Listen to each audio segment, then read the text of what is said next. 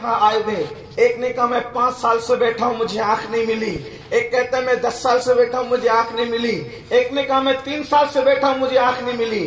گویا کہ سرکار غریب نواز کی بارگاہ میں بیٹھے بیٹھے وہ یہ کہنے لگے۔ اورنگزیب کو غصہ آیا، اورنگزیب نے سارے اندھوں کو جمع کیا اور اندھوں کو جمع کر کے فرمایا میں فاتحہ پڑھنے اندر جا رہا ہوں، اگر میرے واپس آنے کے تک، میرے فاتحہ پڑھنے تک تمہاری آنکھ مل گئی تو ٹھیک، ورنہ میں تم سب کو کاٹ دوں گا، تمہاری گردنیں اڑا دوں گا۔ یہ ایک حیرت انگیز بات تھی۔ بھائی اگر ان کو اندھوں کو آنکھیں نہیں مل رہی ہے تو اس میں اندھوں کا قصور کیا ہے؟ بظاہر ان کا کیا قصور ہے؟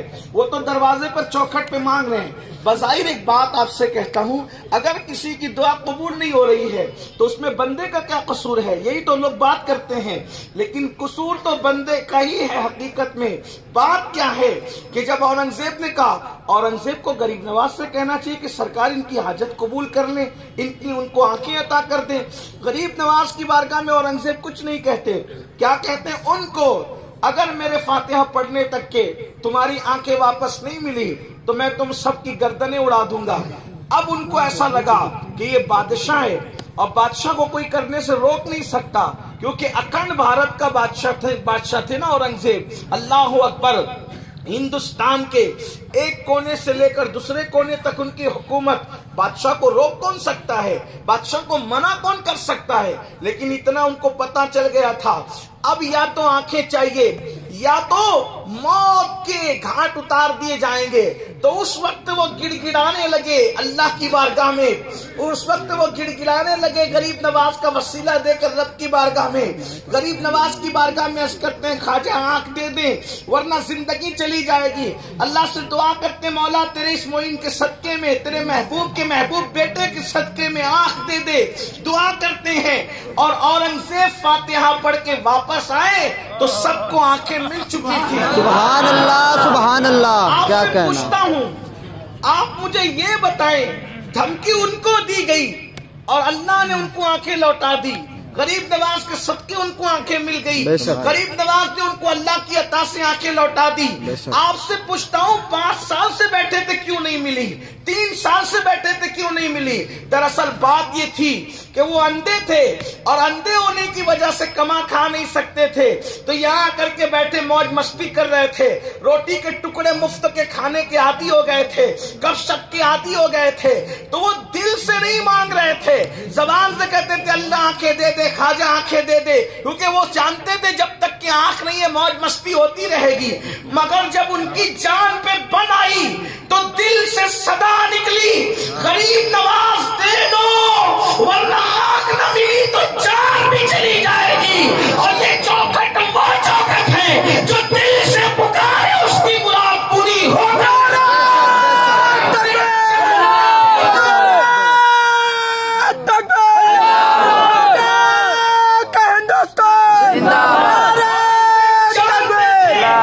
یہ دل سے نہیں مانگ رہے، جس دن یہ دل سے فریاد کریں گے اس دن ان کی مراد پوری ہو جائے گی۔ تو اورنگزیب نے بہانہ تلاش کیا، ایسی دھمکی دو تاکہ یہ زبان سے نہیں بلکہ دل کی گہرائی سے مانگے، اور انہوں نے دل کی گہرائی سے مانگا تو اللہ نے ان کی مراد کو پورا فرما دیا۔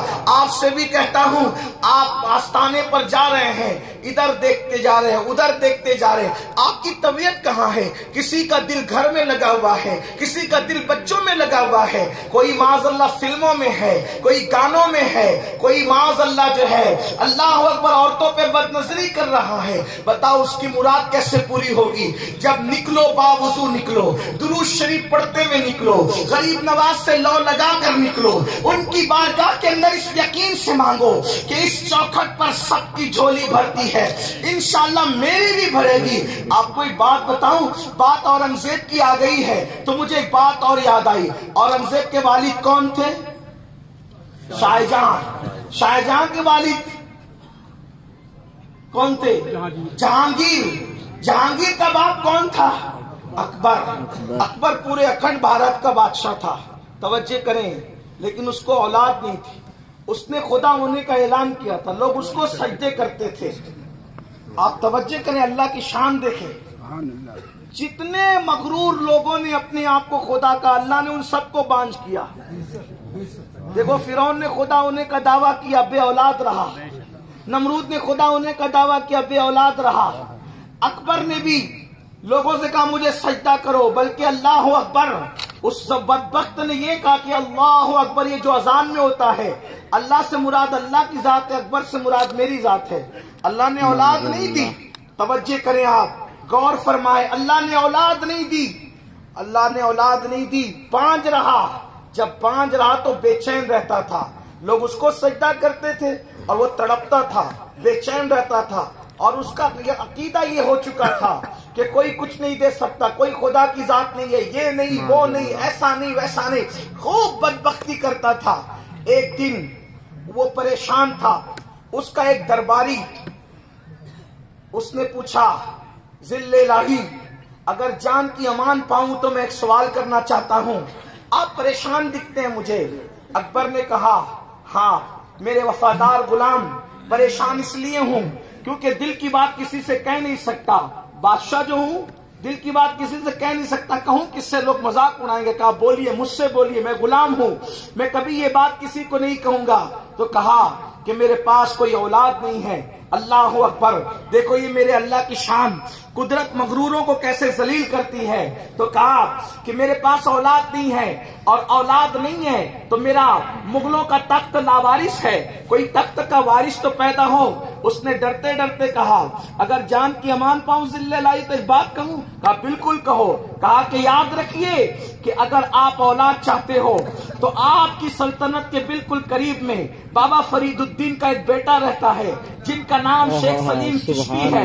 आप उनके आस्थाने पर जाएं और उनसे कहें, अगर वो दुआ कर देंगे तो अल्लाह आपको औलाद देगा। अल्लाह अकबर।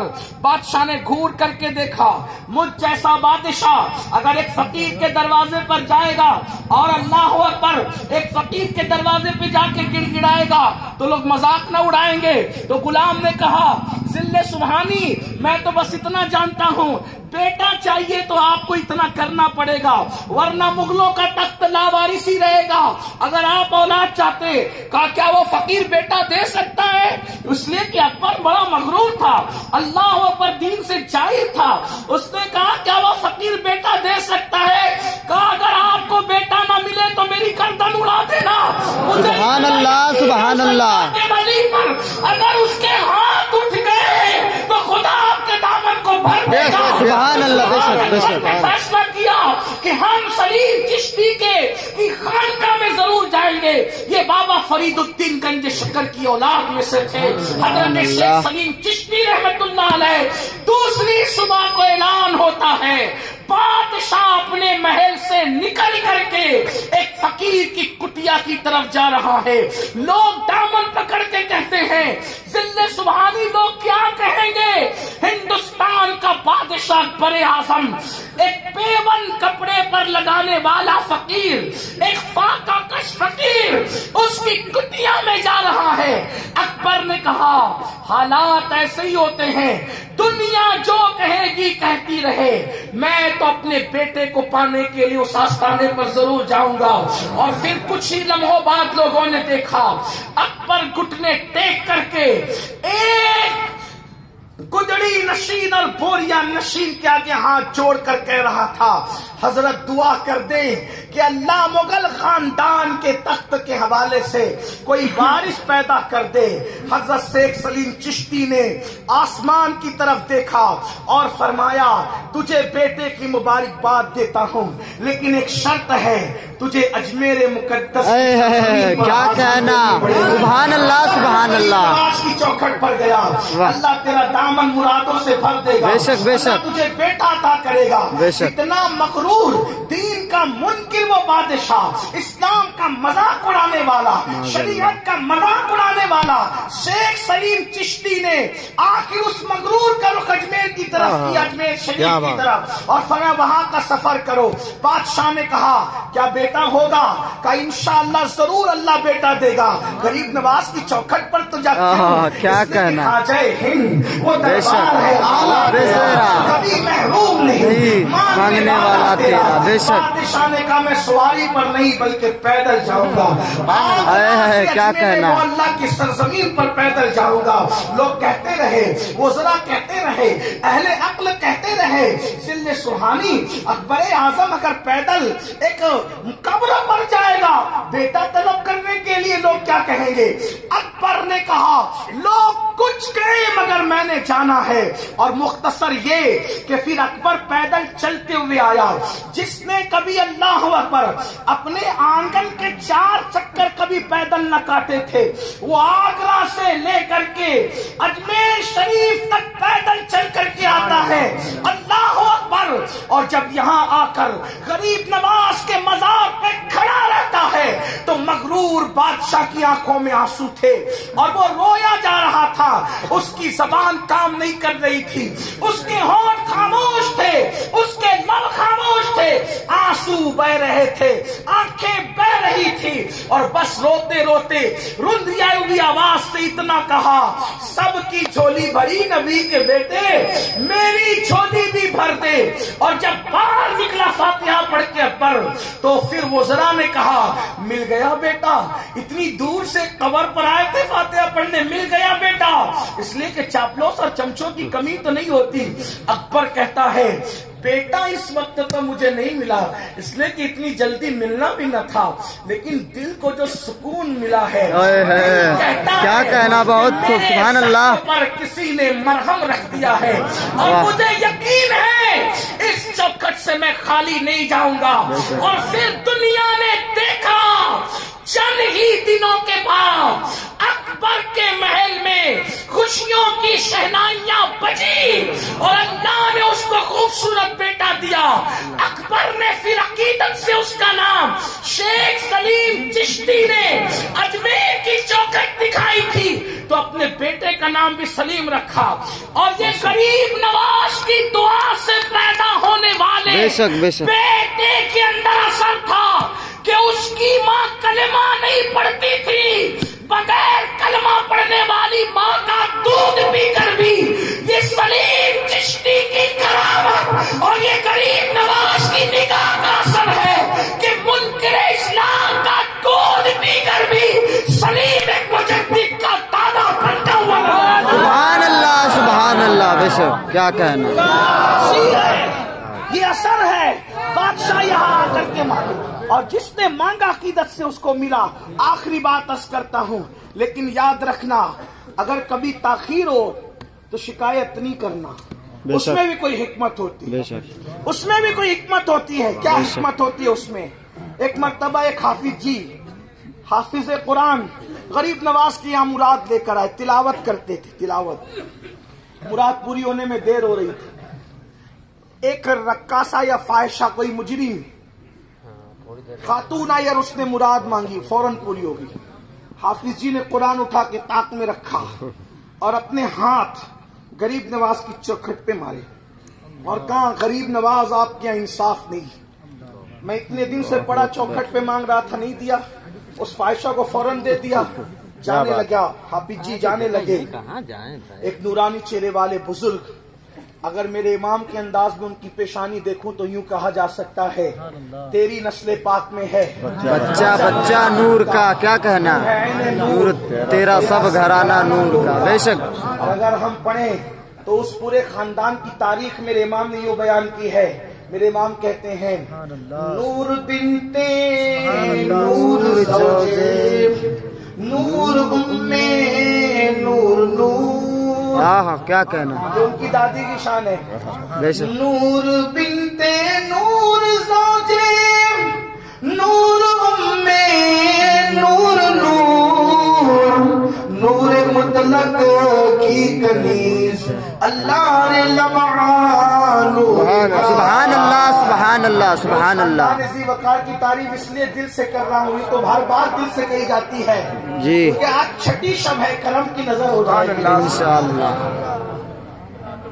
نور بنتے نور زوجے نور امے نور نور نور مطلق کی کنیز اللہ نے لمعان نور کا، سبحان اللہ سبحان اللہ. اور اجداد ایک سینے تک مشابہ ایک وہاں سے پاؤں تک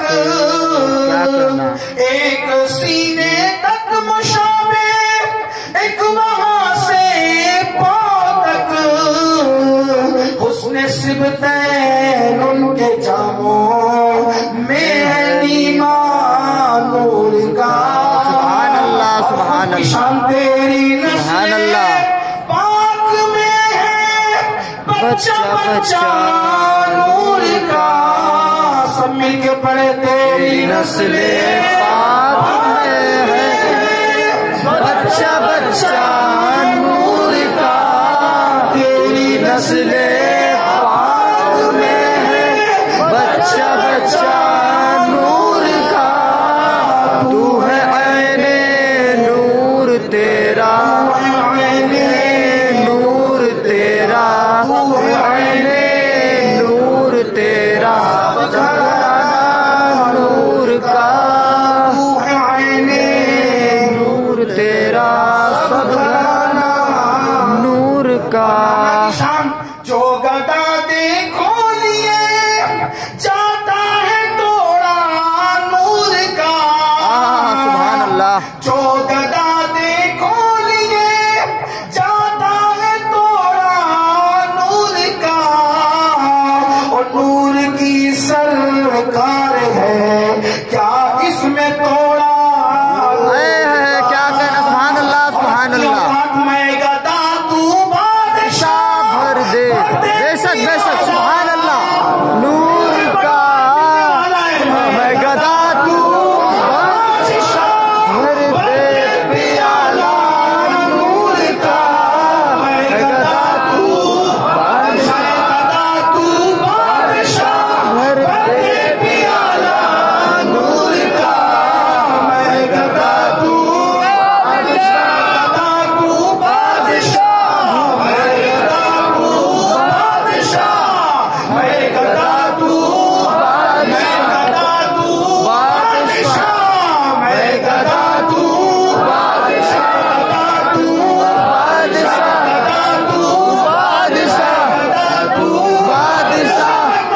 گدا تو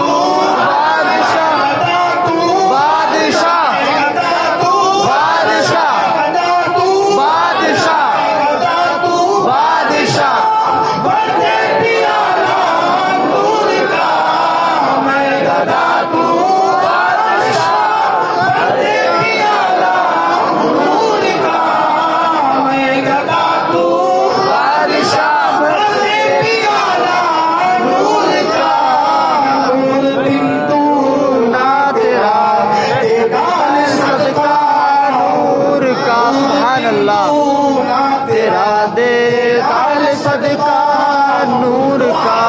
جب جانے لگے تو نورانی چہرے والے بزرگ آنے لگے. حافظ صاحب کو دیکھ کے کہا پیچھے کہاں جاتے ہو؟ حافظ صاحب نے کہا گھر جا رہے ہیں. کیوں جاتے ہو؟ کہا کہ یہاں انصاف نہیں ہے خواجہ کے یہاں. اتنے دن سے بڑا مانگ رہا تھا لیکن مجھے ملا نہیں. ایک فاحشہ گنہگار بدکار آئی, اس نے مانگا, اس کی مراد پوری ہو گئی. آنے والے نور والے بزرگ نے کہا حافظ جی جاؤ, آپ کی مراد بھی پوری ہو گئی. سبحان اللہ سبحان اللہ. حافظ صاحب نے کہا بزرگ آپ کون ہیں؟ تو فرمایا جس کی چوکھٹ پہ آیا تھا وہی معین الدین. سبحان اللہ سبحان اللہ.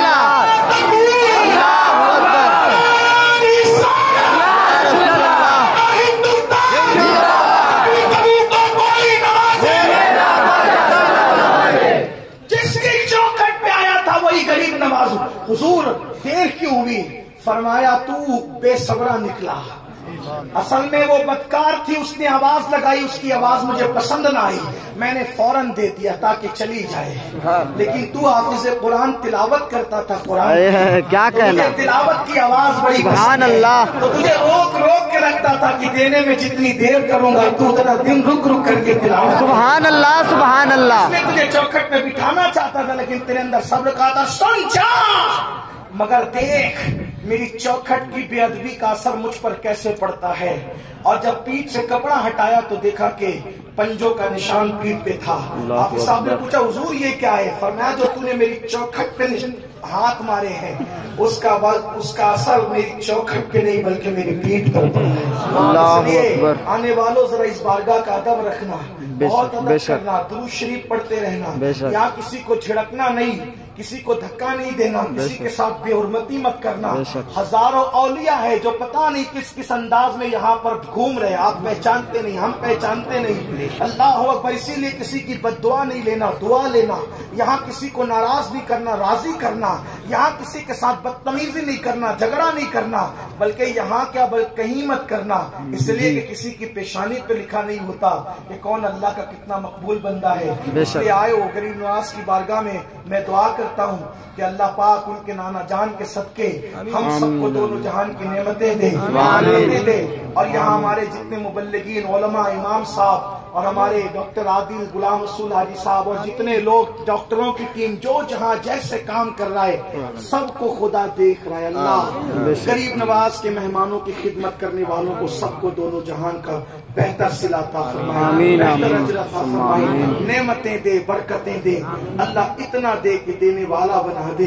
غریب نواز کی چوکھٹ سے جسے نوازا جاتا ہے اس کو دینے والا بنا دیا جاتا ہے. قطب الدین کو بختیار کاکی, محمد احمد کو محبوب الہی, فرید الدین کو, مسعود کو فرید الدین فرد فرید, بابا قطب الدین. اللہ اور یہاں ولایت تقسیم ہوتی ہے. اللہ تعالی ہم سب کو اس بارگاہ کی خیرات نصیب فرمائے. کے درمیان کوئی غلطی تو اللہ معاف فرمائے. صلی اللہ تعالی علی خیر خلقہ سیدنا و مولانا محمد و آلہ و صحبہ اجمعین. السلام علیکم و رحمۃ اللہ وبرکاتہ.